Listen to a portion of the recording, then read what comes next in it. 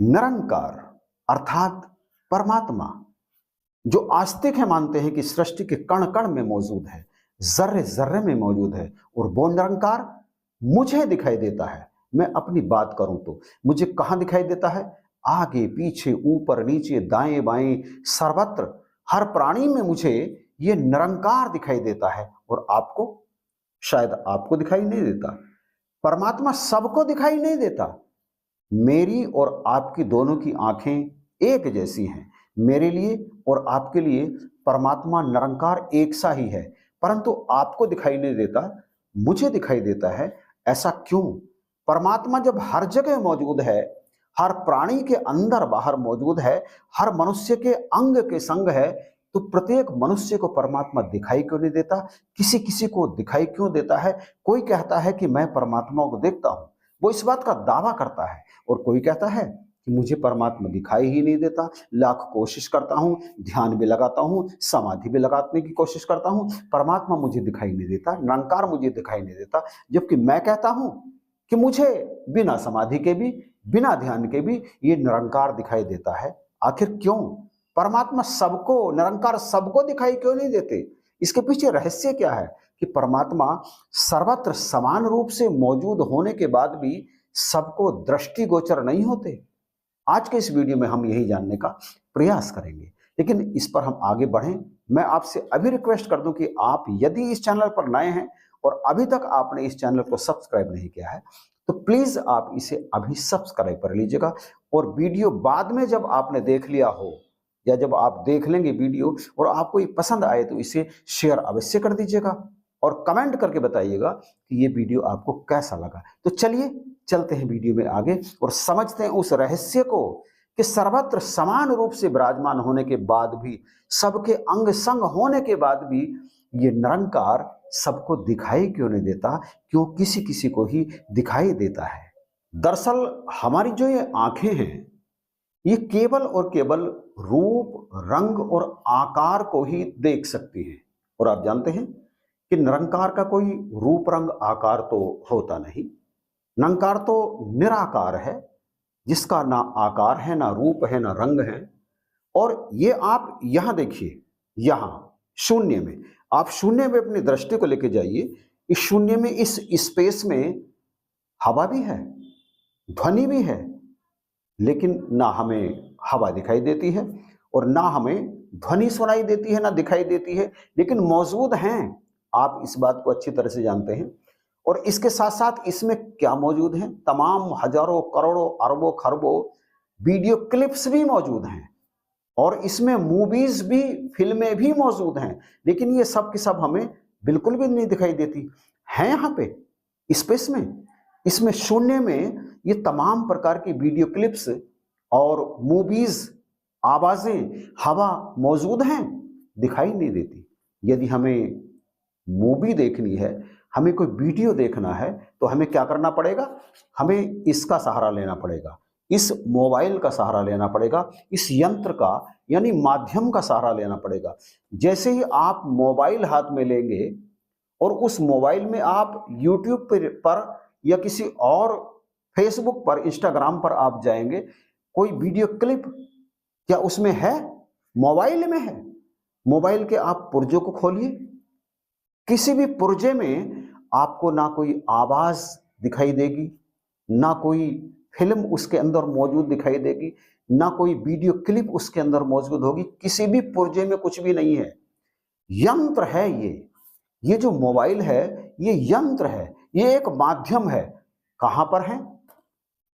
YouTube का भी मुख्यालय है। सारी की सारी चीजें वहीं से इस स्पेस में, इस शून्य में छोड़ दी गई हैं, प्रसारित कर दी गई हैं। वहां से टावर तक आती हैं, टावर से मोबाइल में आती है, और मोबाइल में जैसे ही हम नेट ओपन करते हैं, नेट चलाते हैं, और नेट खोलते के साथ ही जो चीज हम चाहें वो हम मोबाइल में देख लेते हैं। मोबाइल में नहीं है, मोबाइल में आ जाती हैं। कहां से आती हैं? इस शून्य में से आती हैं, इस स्पेस में से आती हैं, लेकिन बिना यंत्र के किसी को दिखाई देती हैं? आप कोशिश करके देख लो। यदि आपको इस शून्य में कोई घातक मूवी, कोई जाट मूवी, कोई किसी प्रकार की और वीडियो क्लिप, क्या आप इसमें देख सकते हैं? बिल्कुल भी नहीं देख सकते, क्योंकि ये सारी की सारी चीजें कैसी हैं? अदृश्य हैं, ये दिखाई नहीं देती, यंत्र के माध्यम से दिखाई देती हैं। यंत्र जब आ जाता है तो सारे वो रंग जो इनमें भरे हुए हैं प्रकट हो जाती हैं, वो आवाजें जो यहाँ पर मौजूद हैं वो इसमें प्रकट हो जाती हैं। ठीक इसी तरह से निरंकार सर्वत्र समान रूप से मौजूद है, उपस्थित है। ये कभी अब्सेंट नहीं होता, लेकिन ये हमें दृष्टिगोचर कब होगा? ये हमें दिखेगा कब? जब हमें यंत्र मिल जाएगा, मतलब माध्यम मिल जाएगा। आंखें हैं, आपके पास भी आंखें हैं, मेरे पास भी आंखें हैं, लेकिन ना आंखों से दिखाई नहीं देगा। ये कैसे दिखाई देता है? ये दिखाई देता है आध्यात्मिक आंखों से। और ये आध्यात्मिक आंखें हमें माध्यम से मिलती हैं। किस माध्यम से? सतगुरु से, योग से।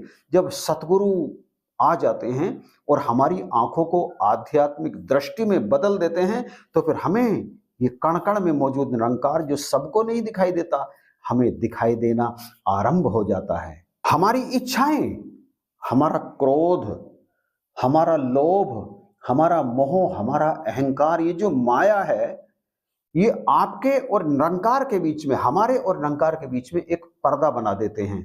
और ये पर्दा जब तक हटता नहीं तब तक परमात्मा दिखता नहीं, मौजूद होते हुए भी। गुरु ये पर्दा हटाते हैं, और किसी के बस की बात ये पर्दा हटाना है ही नहीं।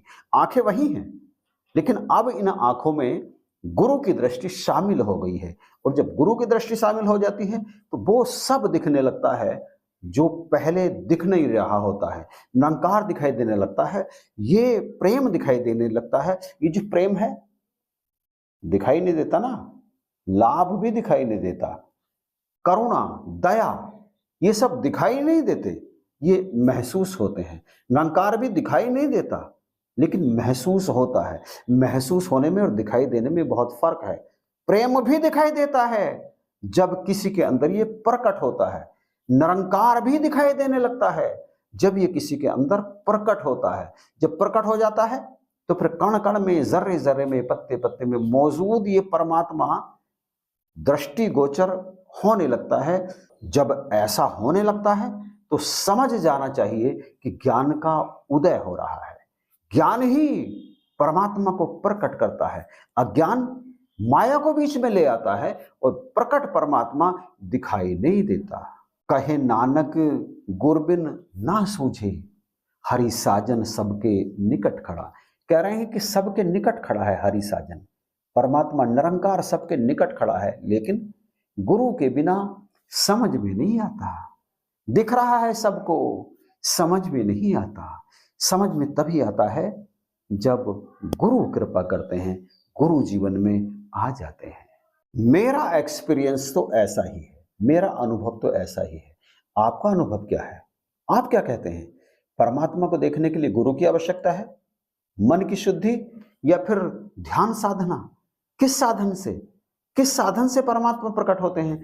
आप जरा कमेंट करके बताइएगा जरूर। इन्हीं शब्दों के साथ मैं आपसे इजाजत चाहूंगा। वीडियो देखने के लिए आपका धन्यवाद।